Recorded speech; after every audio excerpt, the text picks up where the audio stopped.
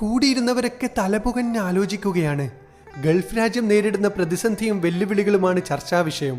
പ്രധാനപ്പെട്ട തലമുതിർന്ന നേതാക്കളൊക്കെ ഇരിക്കുന്ന ആ കൂട്ടത്തിൽ ഏറ്റവും പ്രായം കുറഞ്ഞ 30 വയസ്സുകാരനായ ഒരു ചെറുപ്പക്കാരൻ എഴുന്നേറ്റ് നിന്ന് പറഞ്ഞു, എന്തുകൊണ്ട് നമുക്ക് ഇവിടെ ആഗോള ടൂറിസം കേന്ദ്രമാക്കി മാറ്റിക്കൂടാ?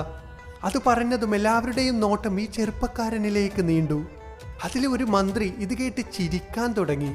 എന്നിട്ട് പറഞ്ഞു, വിനോദസഞ്ചാരികൾ ഇവിടെ വന്ന് എന്ത് കാണും? ചുട്ടുപൊള്ളുന്ന മരുഭൂമിയോ? ഇത് കേട്ട് ബാക്കിയുള്ളവരും ചിരിക്കാൻ തുടങ്ങി.